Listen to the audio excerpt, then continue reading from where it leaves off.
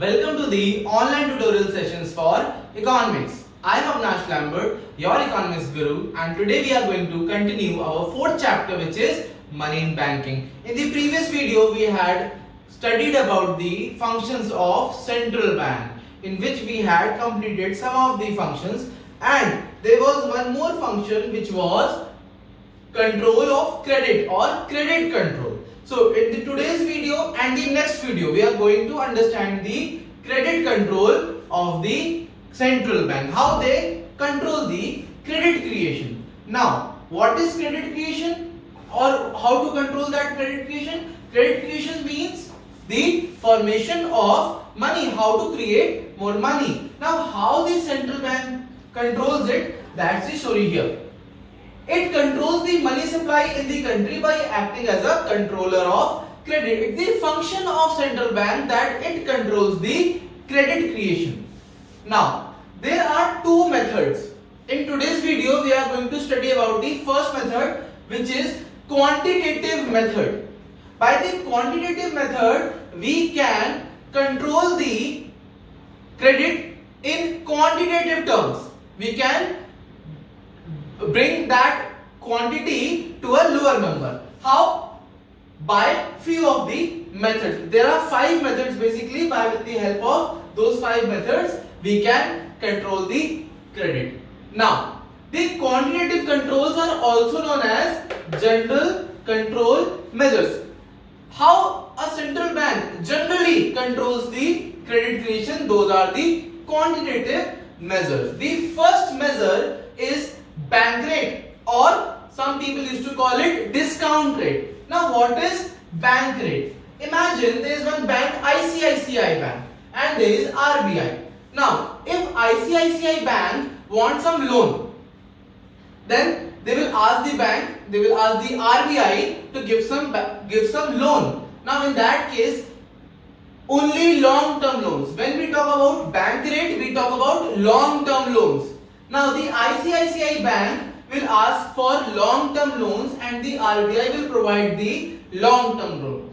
But in return, the ICICI Bank will provide interest to the RBI. Now, this interest, students, this interest is the bank rate.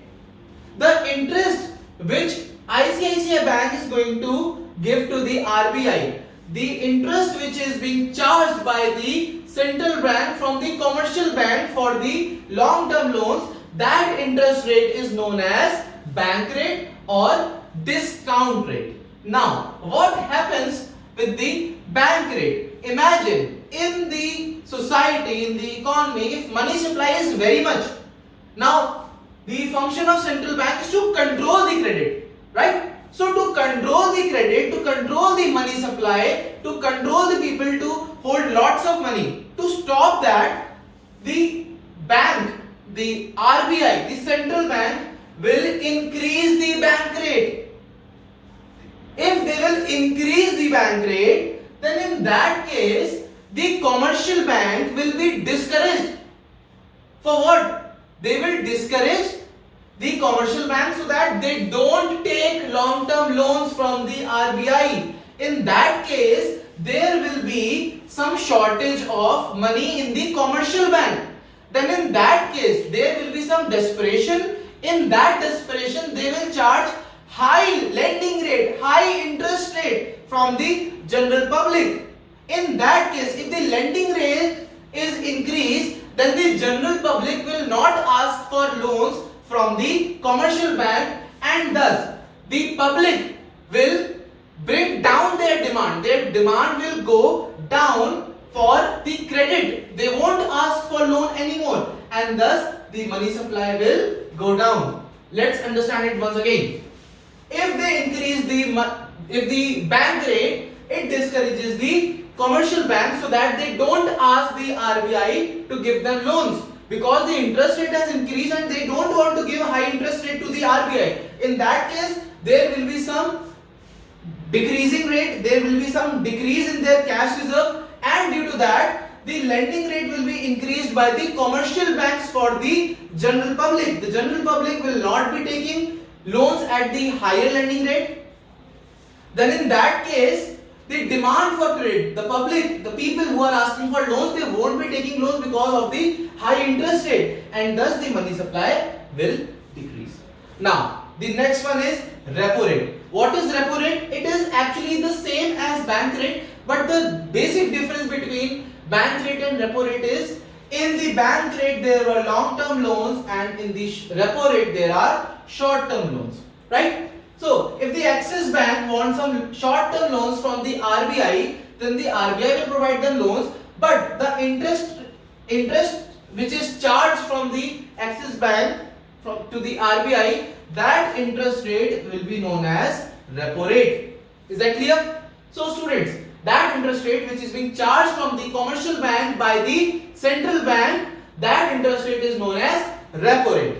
Now, what the central bank do with the repo rate is that, to control the credit creation, they again increase the repo rate, so that it again discourages the commercial banks, because they don't want to take loans from the RBI for a higher rate of interest, and therefore their cash, their money will become very decreased in a very limited proportion, and due to that limited amount, they will increase their lending rate, the rate of interest to which they provide loans to the general public will increase, and therefore on the higher interest rate, people will not be taking loans from the commercial banks, and therefore the demand for credit will decrease, and therefore the money supply will also decrease. Now, the third one is reverse repo rate. Now students, what is reverse repo rate? In this reverse repo rate, the RBI and PNB, let's take example of PNB. Suppose PNB has lots of money. So PNB is depositing his extra money to the RBI in the form of deposits or in the form of loans. The commercial bank can also give loan to the RBI. Then in that case, the RBI will provide them some sort of interest, and this interest which the central bank is providing to the commercial bank, this interest rate is known as reverse repo rate. Now, in this scenario, what the central bank do? They again increase the repo rate. Sorry, the reverse repo rate. How? So, if they increase the reverse repo rate, the commercial bank will be much more interested in depositing more money to the central bank. The PNB bank will deposit more money to the RBI because they are giving higher rate of interest. So they will invest more money in the RBI, and therefore their reserve will become decreased for the general public. But for the RBI they will invest, but for the general public their deposits will be very limited. So the loans which they are going to provide to the public will decrease. There will be fall in loans. They won't be giving loans to the general public because they will be investing in they will be depositing in the RBI. Therefore there will be fall in the credit creation. They won't be creating money, and therefore money supply will also decrease. Now let's come to the fourth one, which is CRR and SLR. Next one is CRR and SLR. You already know what is CRR, cash reserve ratio, that portion of LRR which is being kept by the central bank, and SLR is statutory liquidity ratio, that portion of LRR which is being kept by the commercial bank in the form of liquid assets, that is cash, gold, securities, etc. Now, CRR, when CRR is increased by the central bank, cash reserve increase, that portion of money which they don't give as a loan, they keep it for the withdrawal. You remember? So when CRR increases, obviously their cash reserve increases, and therefore there will be a fall in the creation of credit because they will be providing less amount of money to the public in the form of loans. Therefore less amount of money will be created, and therefore fall in the money supply can be observed. Now, what happens if SLR is increased?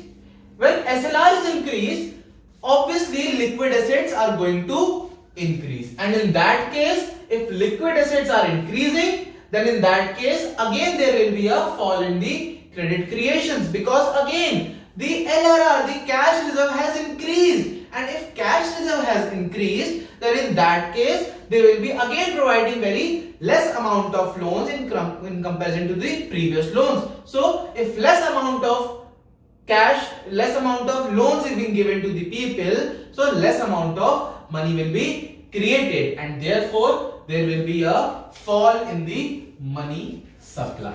Is that clear? Now, the last one in the quantitative method is open market operations. Now, what is open market operations? Open market operation means it refers to the buying and selling of the securities from the public or to the public and also from the commercial banks. So basically, open market operation means buying and selling of securities from or to the commercial bank and the general public. Now, what if there is a sale of security by the RBI? If RBI sells its security, what do you mean by sales?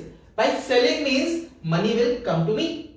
The securities will go to them and the money will come to me. In that case, the commercial bank are giving RBI money. Their money is becoming lesser, and my reserve is going to increase. So the commercial bank's money is going to decrease, and there is fall in the cash reserve of commercial bank.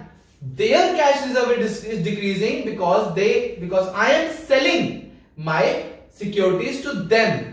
They are giving me the money, and therefore their cash reserve is decreasing, and thus there is a fall in cash reserve of commercial bank. And if there is a fall in the cash reserve of commercial bank, there will be a fall in the credit creation also, and there will be fall in the money supply. As a result, there will be a fall in the money supply also. Now, what if the RBI purchases its security from the commercial bank? In the case of purchasing, if I am purchasing from the commercial bank, then I will be giving them money. I am providing them more money, and with that more money, they can easily provide more loans to the general public. And if they are providing more loans to the general public, that means they are creating more money. So it will be just a different opposite from the sale and purchases. If the purchase of securities by RBI is there, then there will be increase in the cash reserve of the commercial bank, and therefore there will be a rise in the credit creation. There will be rise in the credit creation because they will be giving more loans.